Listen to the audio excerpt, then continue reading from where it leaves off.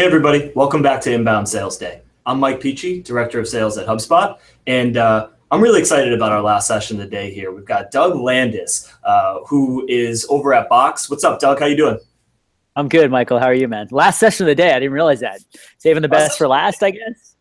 We're wrapping up with you, Doug. It's really been a culmination to this point, and we're expecting a big end of day performance. No pressure. No pressure at all. So I'll intro Doug, tell a little bit about who he is and what he's accomplished. So Doug is VP of Sales Productivity at Box, and he helps employees and partners close more business faster by ensuring everyone has the right tools, skills, and knowledge. He previously was the Senior Director of Corporate Sales Productivity at Salesforce as well. So technology, sales, all the stuff our audience loves, Doug's got it all. So Doug, talk to us. How you doing, man? I'm good. And funny enough, I actually have a new role at Box. It started a few months ago, which we'll call it, I'm elevating this whole notion of productivity and enablement about 10,000 feet. So I'm now the chief storyteller. So if you think about it, this whole notion of, look, we've got tools, we've got process to help us identify who we should target. What customers, what's the ideal customer profile? What's the buyer persona that we should target? What should we have teams that help us to understand the products, to go out and pitch and present to our customers. But one of the things that we struggle with at Box, and I'm sure a lot of other companies do, is really truly understanding how to articulate our message and tell a story that is more customer focused and customer centric versus, in our case, Box centric. We've gotten a little too ahead of ourselves, or shall we say, maybe even a little too arrogant. And most of the conversations that we have are all about us. So let me tell you about us and what we do and why we're great and why we're a great fit for you. And I'm trying to unwind that and retool the way our whole company talks about ourselves through the voice and the lens of our customers. Incredible. I mean, that's no small feat. So. Obviously, the people who are doing the talking with your prospects and doing the talking with your customers are your salespeople. So obviously, sales coaching plays a big role in this and in getting that message to the right people who are actually on the front lines delivering it. Talk to me about how you think about that piece. Yeah, totally. So, coaching, that's an interesting word. It's a big buzzword, it seems like these days, but there's some meat behind it. I think a lot of people think of coaching as like, oh, great. Hey, Michael. So tell me, how did that call go? What went well? What do you think you missed? And honestly, I'm a little old school, right? So I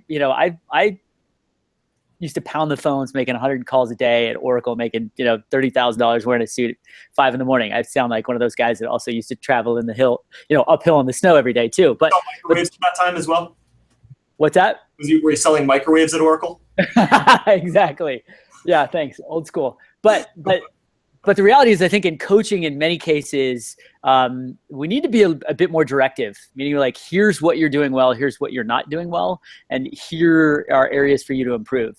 Instead of this like dialogue, it's more like, look, I'm going to teach you and I'm going to direct you. There are some things that I think managers and salespeople, though, need to be empowered with in order to make that conversation better and smoother. And one of those things in particular is something that's far too often overlooked. And that's this idea of what I call the sales equation. I mean, it's interesting because, reps have their territories and they know how to attack their territories, and, they've got their quotas and their comp plans. And then when managers try and coach them, they coach them on deal specifics, like, okay, cool. How do we get this deal from this stage to the next? Or what's your strategy for, maybe for your territory if it's in the beginning. But something that's often overlooked is, how do you know, Michael, let's just say if you're a rep, how do you know what you need to do in order to get to your number? I'm not just talking about what you need to do to win this deal. I'm talking about what you need to do in order to get to your number. And in many cases, in your head, you're like, cool, all right, I've got $1 million number. I'm at 250,000 right now. Well, I got to close X number of deals in order to get there. That's one piece of it. But how do you know how you're performing compared to your peers or to your company benchmarks? And so the idea of the sales equation really is to define the key dials that you should be tracking that you should know personally, both as a rep and that your manager should know about you and about everybody on your team.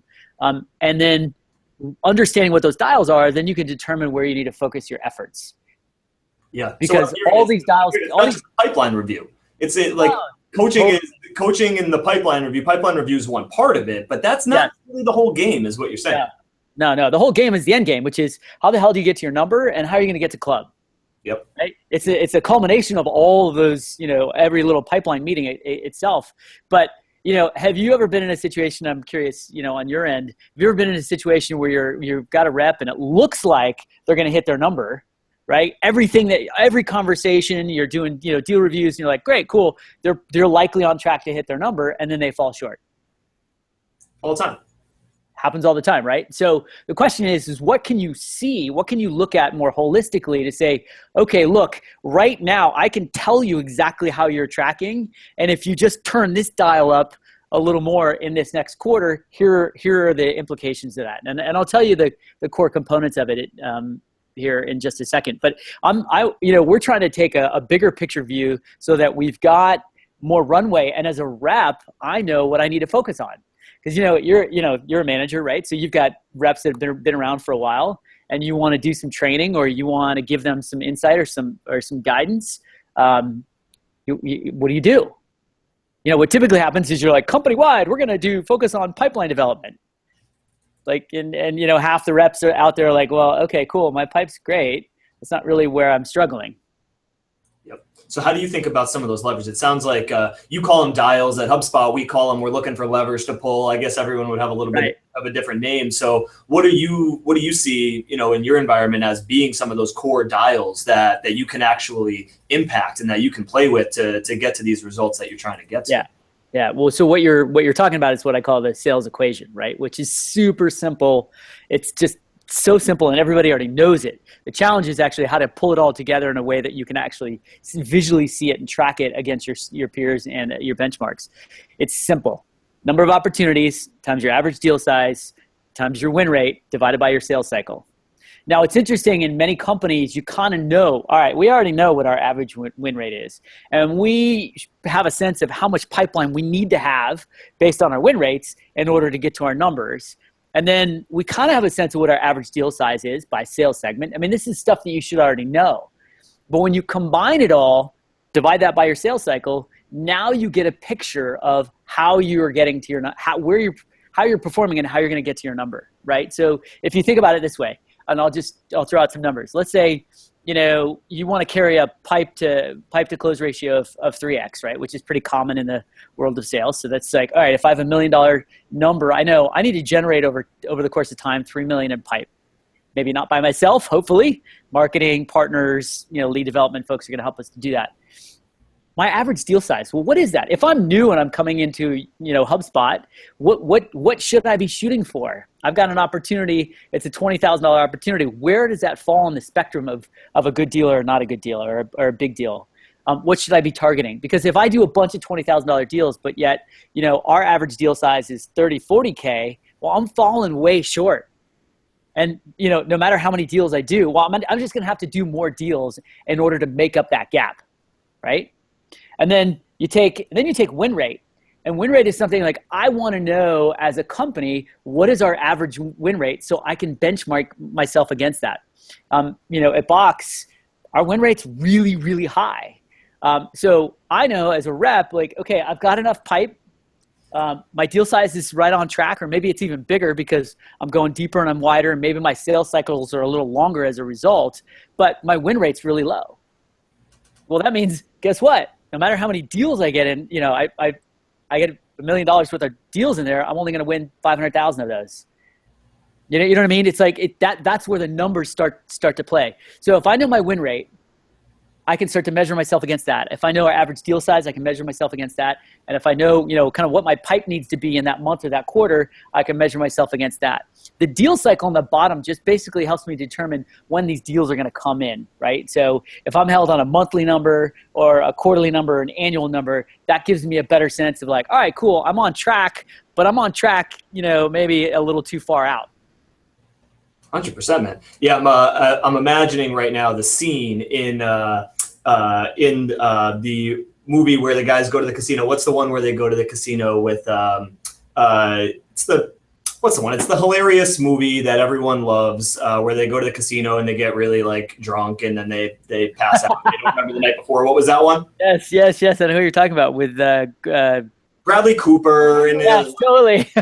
The Hangover. Yes. I'm imagining the part where he gets to the casino and he's looking at the blackjack table and all the little numbers are just scrolling in front of his head and he's trying to put it all together. So what you're saying here is you're saying basically, listen, yes, pipeline reviews are happening. They're going on in the process, but the conversation is really about this equation. And the conversation is about what you're going to do to influence all the different things at this part of the cycle and to take all these numbers and take all these different factors that are happening and put them together in a more holistic sense. Yeah. And then that way you, Michael, can say, look, if you look at my equation and let's just say, my win rate's below par. Maybe my win rate is just below what the rest of the team is, or it's below the benchmark. Well, guess what? What should I be focusing on?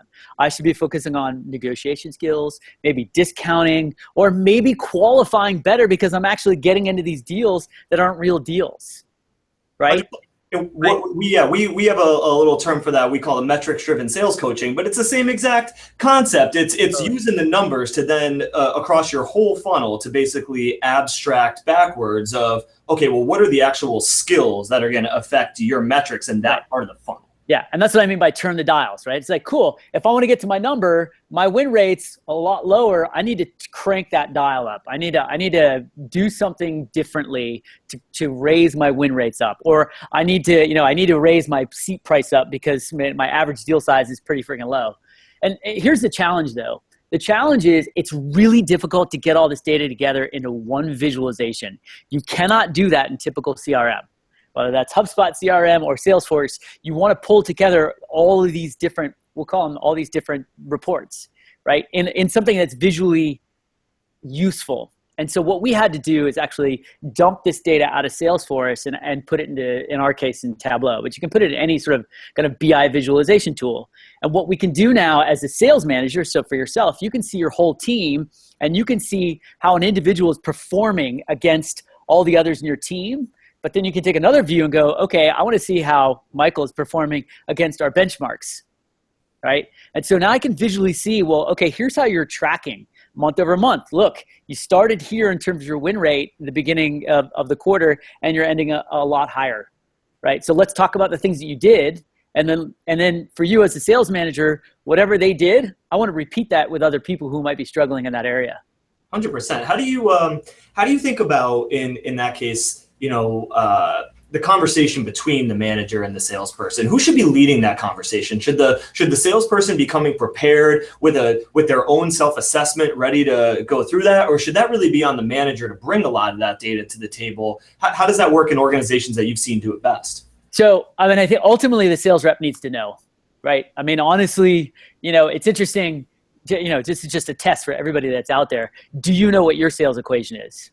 And I challenge anybody, do you know what your sales equation is? Do you know how much pipe you need to have, what your average deal size, what your win rate is, and what your average sales cycle is for your deals? And then do you know how you're performing against those? If the answer to that is no, well, then guess what? You've got some work to do, because that's stuff you should know, because those things combined are going to get you to, your end goal, which is hitting your number or getting to club, whatever that end number is. So I would say it starts with the reps, and reps knowing how they're performing and knowing what they're doing. The job of the manager is to say, cool, what are we going to do to help? What can we do to help raise those win rates? What can we do to help raise your deal size? What can we do to help generate more pipeline? What do we need to do to shrink these sales cycles because your deals are taking too long? And their job as a manager, my job is to say, listen, okay, here are the things that you should be doing, or here are the things that I know that works. That works maybe previously at this company from other people, or just from my experience as being a manager. And that's my job as a manager now, to share that with you and then go check in. Okay, let's test some of these out and see what works for you. 100%. Yeah, we call that co-creating the coaching plan, right? And what we really focus on, right, is having the salesperson try to lead that conversation, because nobody wants to have that imparted on them. But I love how you're saying that the salesperson comes with the data, the salesperson comes with the information, and the manager can help build those skills. Look, it's about managing your own business. Like, you're the CEO of your own territory.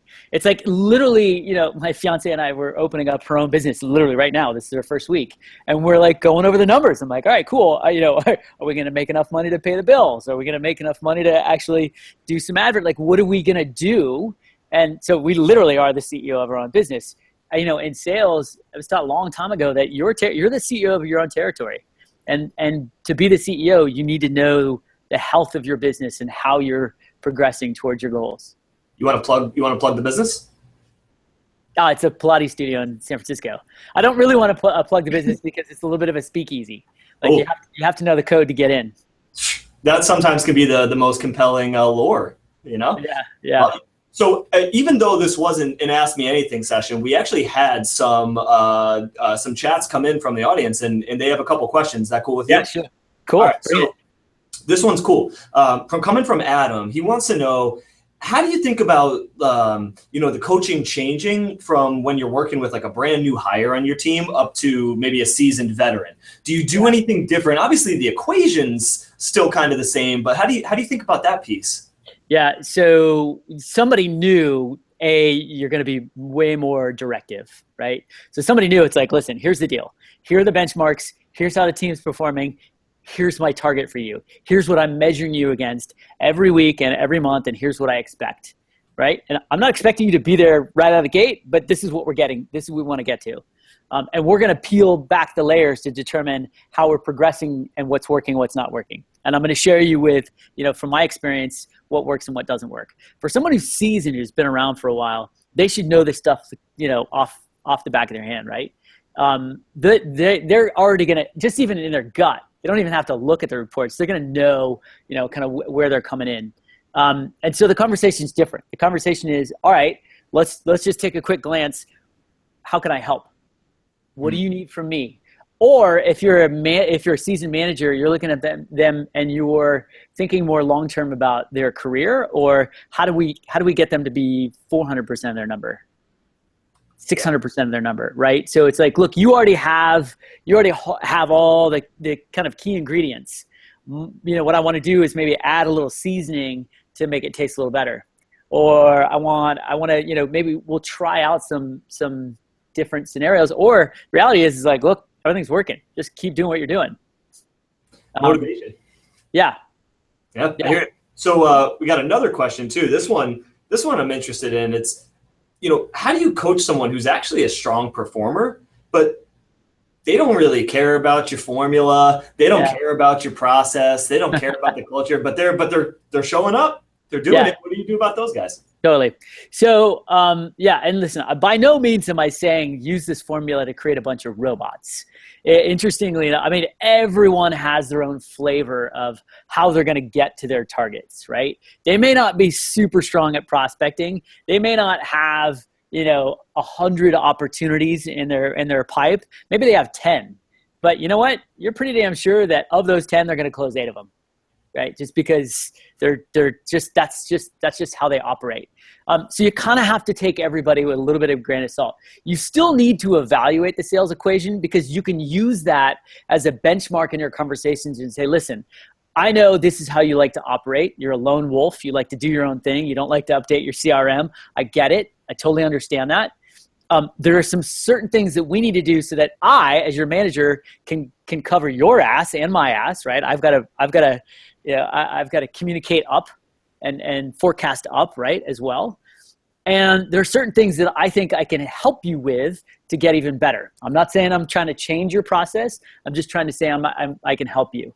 And then you can use the benchmarks in those categories as drivers in the conversation. Saying, listen, you close, 8 out of 10 of your deals, but your deals are a little small.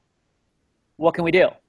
Or truthfully, if you're that good, guess what are you going to do? What are you going to do about it? Because you're not going to get to your number if your deals are that small.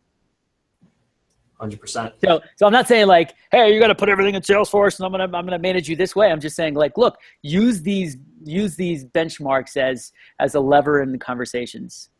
Totally. So last question is, obviously you're a new role now in storytelling and being focused on telling that. How does that talk to me? How about that intertwines with the process of the equation and where you really see that fitting in moving forwards for you and the stuff that you're working on now?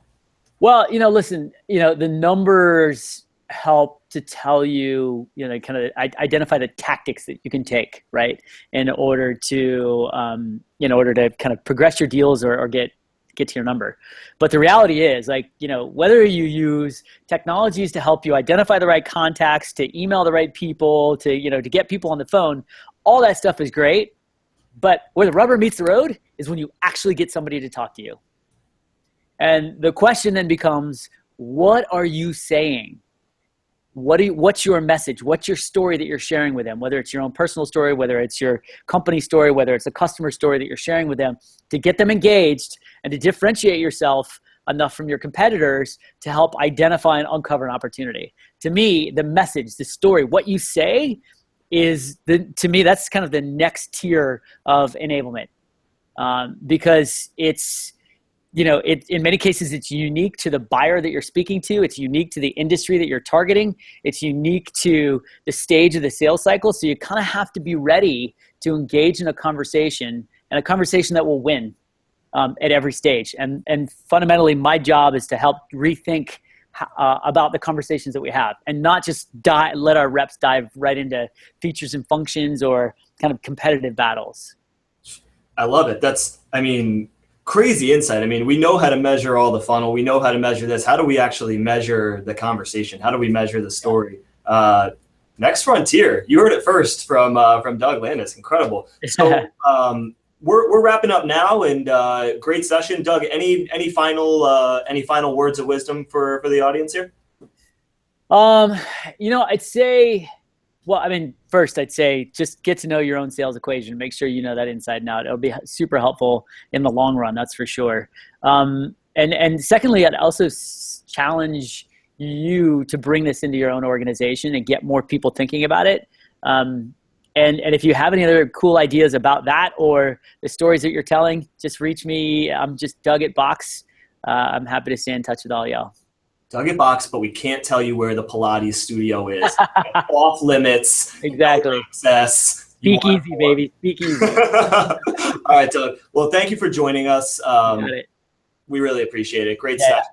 Everybody who attended, thank you for attending Inbound Sales Day. Awesome sessions here. We're still on the hashtag Inbound Sales Day. Doug's got something else for us here. What's up? Totally. Well, I was going to say, I'll see you in Boston at the big HubSpot event coming up in November. Inbound in November. In November. Yes. Yeah. I'll be there. I'm actually doing a session called The Story That You Tell. And by then, you're probably going to have it all figured out, and you'll know how to measure all the stories and the conversations. And by then, it'll actually be old news. We'll already have had 7 headlines on TechCrunch about it, right? Who knows? We'll see. Well, awesome, Doug. Thank you. Inbound Sales Day. Keep hitting up the hashtag. Thank you, everyone, for the great sessions. Awesome day. Cool. Thanks, Michael. Thanks, everybody.